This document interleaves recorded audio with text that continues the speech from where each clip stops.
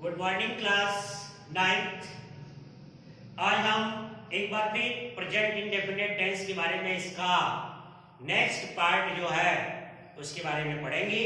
जैसे कि इसका नेक्स्ट पार्ट है interrogative and negative sentence. Interrogative and negative sentence, ठीक है ना। तो इसमें क्या होता है, वाक्य के आरंभ में क्या आ जाता है, बीच में नहीं होता है और अंत में ता है, ती है, ते है, ता हूं और ती हूं और अंत में लगा हुआ होता है क्वेश्चन मार्क। इसका फॉर्मेट क्या हो जाएगा, डू या डज पहले आ जाएंगी, फिर इसका सब्जेक्ट आ जाएगा, सब्जेक्ट के बाद नॉट आ जाएगा, नॉट के बाद वर्ब की फर्स्ट फॉर्म आ जाएगी, फिर इसका ऑब्जेक्ट आ जाएगा, फिर इसका अदर ऑब्जेक्ट आ जाएगा। यदि कोई टाइम फैक्टर दिया हुआ है वो आ जाता है और फिर क्या डालेंगे, क्वेश्चन मार्क डालेंगे। नेक्स्ट इसके दो सेंटेंस बनाएंगे। जैसे क्या मोहन पानी में डुबकी नहीं लगाता है, नहीं लगाता है। ये सेंटेंस हो गया। देखिए सेंटेंस के बारे में क्या दिया हुआ है और नहीं दिया हुआ है, तो ये इंट्रोगेटिव एंड नेगेटिव दोनों कंबाइंड है और ता है, तो किसका हो गया, प्रेजेंट इंडेफिनिट का इंट्रोगेटिव एंड नेगेटिव हो गया। डू डज आ जाएगा, मोहन सिंगुलर सब्जेक्ट है तो डज हेल्पिंग वर्ब लगा देंगे और ये आ गया इसका सब्जेक्ट डज मोहन। अब वर्ब क्या है, डुबकी लगाना। डुबकी लगाने को क्या बोलते हैं, डाइव बोलते हैं। ये इसकी फर्स्ट फॉर्म आती है, लेकिन नॉट का क्या करोगे, सब्जेक्ट के बाद लगाओगे ना, नहीं के लिए ये नॉट आएगा, उसके बाद में वर्ब लगाइए डाइव, ठीक है। डज मोहन नॉट डाइव, क्या मोहन डुबकी नहीं लगाता है, कहां नहीं लगाता है, पानी में, तो क्या हो जाएगा, इन वाटर, और उसके बाद क्या डालेंगे, क्वेश्चन मार्क डालेंगे। नेक्स्ट और लास्ट क्वेश्चन इसका, क्या शेर जंगल में रोजाना नहीं दहाड़ता है। फिर वही क्या और नहीं ता है, present indefinite, interrogative and negative.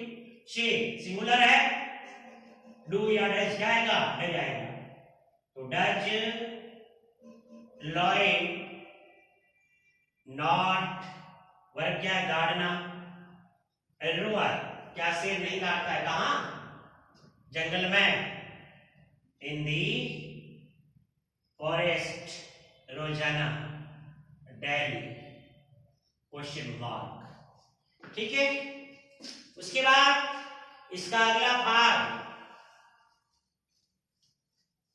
WH word sentence, WH word sentence,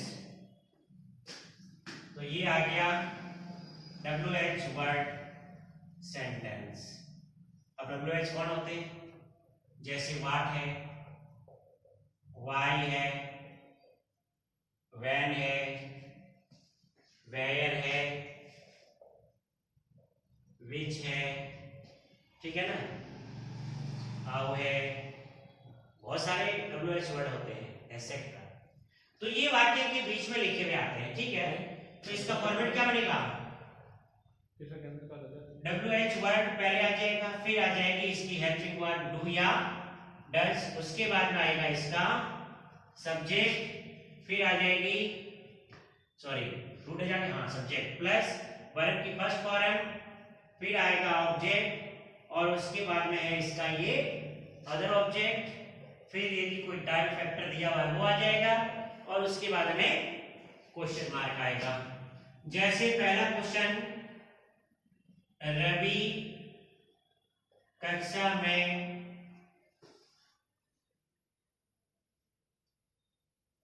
अध्ययन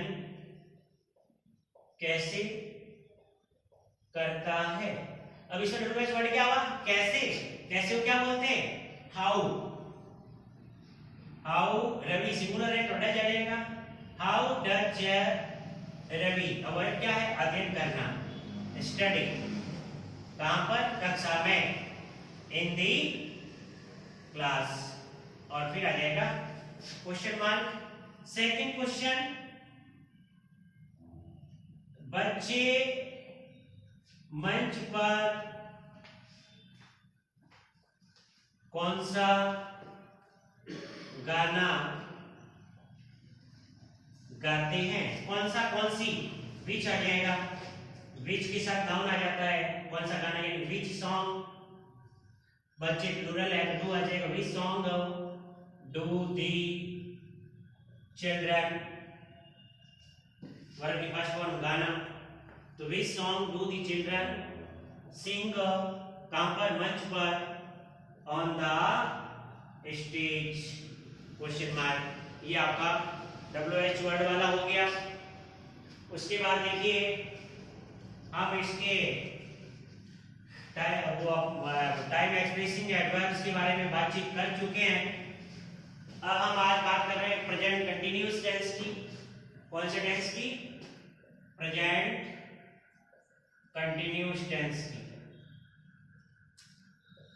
प्रेजेंट कंटिन्यूअस टेंस, इसमें पहचान क्या होती है? जैसे रहा है, रही है, रहे हैं, रहा हूं, रही, ये होगी इसकी पहचान। ठीक है। इसमें हेल्पिंग वर्ब क्या आएगी? हेल्पिंग वर्ब इज, आर और एम आ जाएगी। ठीक है ना। पहला रूल, सिंगुलर सब्जेक्ट होगा तो इज आएगा। दूसरा, प्लूरल सब्जेक्ट होगा तो आर आएगा।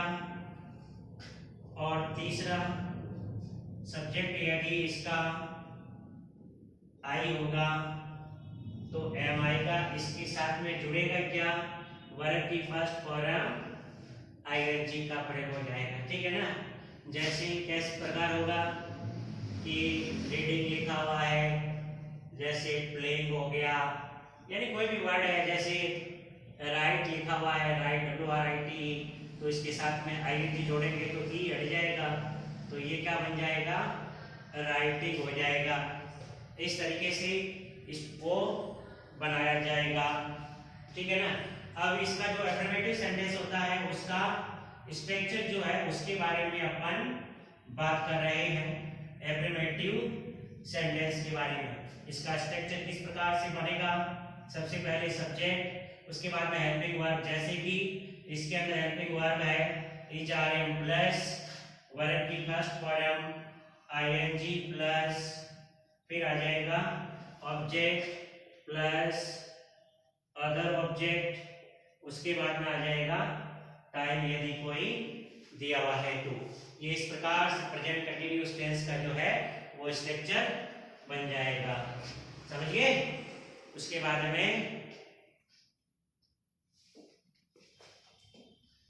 में देखिए पहला क्वेश्चन मैंने लिखा, मैं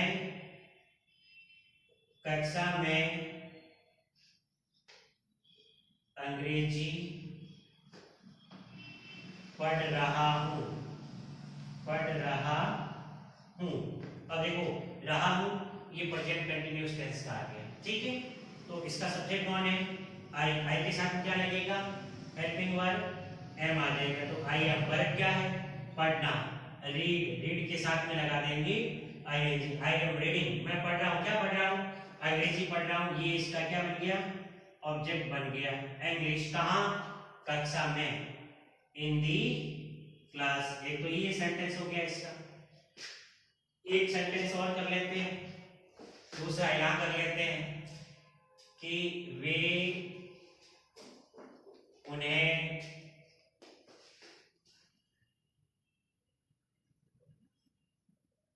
पुस्तकें दे रहे हैं, वे, दे प्लूरल है तो आर लग जाएगा, तो दे आर, वर्ब क्या है, देना, गिविंग, किसे दे रहे हैं, उन्हें, तो दे आर गिविंग देम, वे उन्हें दे रहे हैं, क्या दे रहे हैं, पुस्तकें, बुक्स। तो ये हो गया इनडायरेक्ट ऑब्जेक्ट और ये हो गया डायरेक्ट ऑब्जेक्ट। ओके।